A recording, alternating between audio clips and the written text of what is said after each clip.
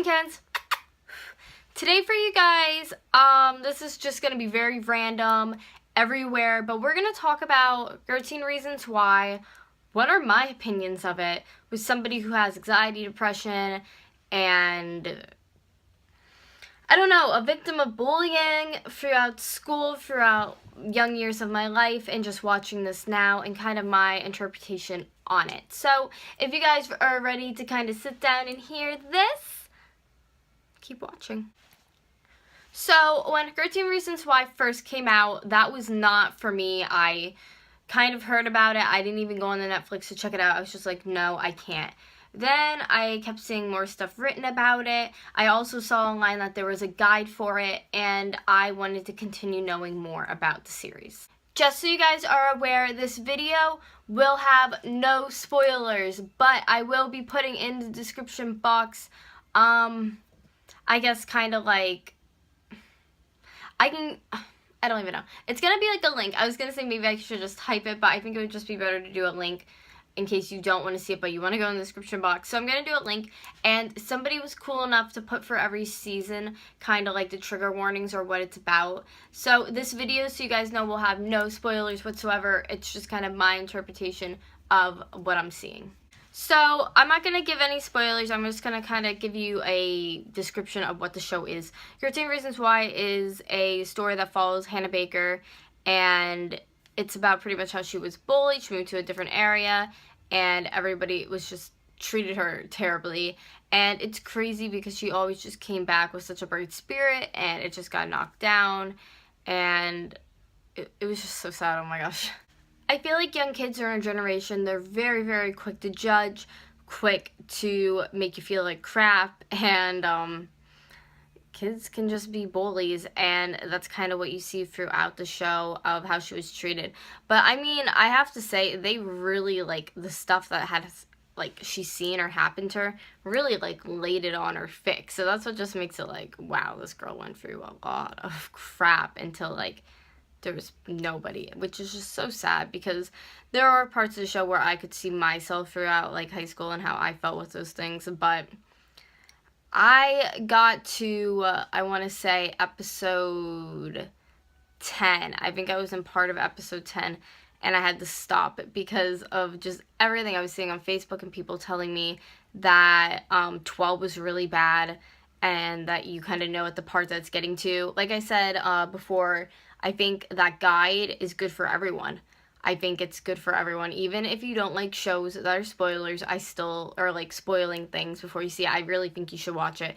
Because in the beginning, the first 3 episodes, I didn't have any kind of like guide, and then my friend sent it to me, and then I started using it. And I think definitely by the 4th or 5th, it really just gets on heavy, and you want to watch them. Like me, when I got to that point, it was one day at a time I would do the videos. I don't know if I'll ever finish the series just because I was really into it at one point, and that's the thing about it too, I hate seeing like blood and stuff, but I was getting so sucked into the series and the people in it and what would happen, but like I was so nervous to see what was going to happen because of the drastic blood and like the stuff they show is very, very intense.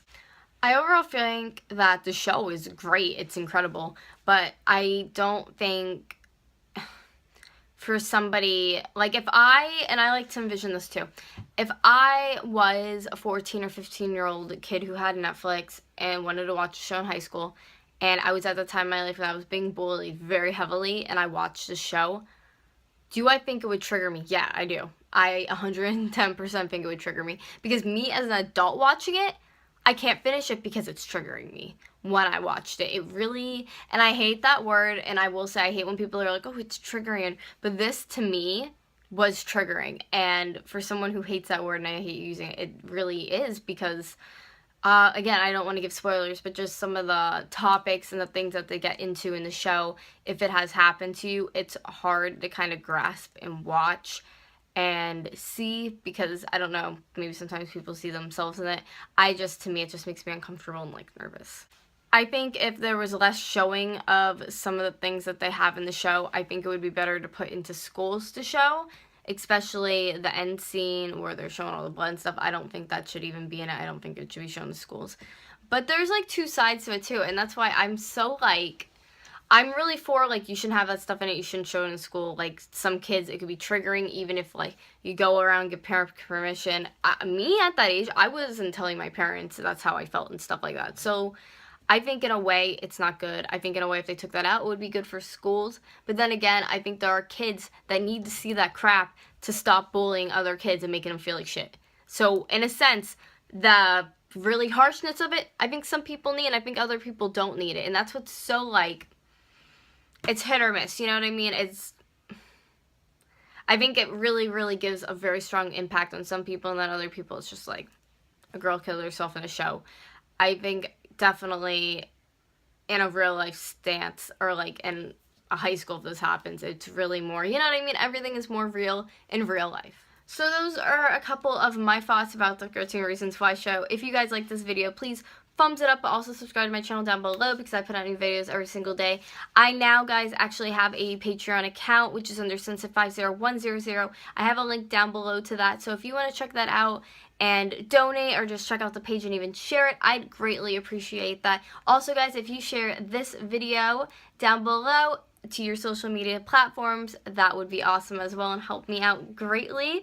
We can also become friends on social media on Instagram, Twitter, and also my YouNow, which is at official Gabrielle Regina, Instagram, Twitter, Sunset50100, and YT Gabrielle Regina on YouNow. Thank you so much for tuning in today to me, guys, and I will see you all tomorrow with another video. Bye. I was a lot of talking, and I could probably use a coffee now.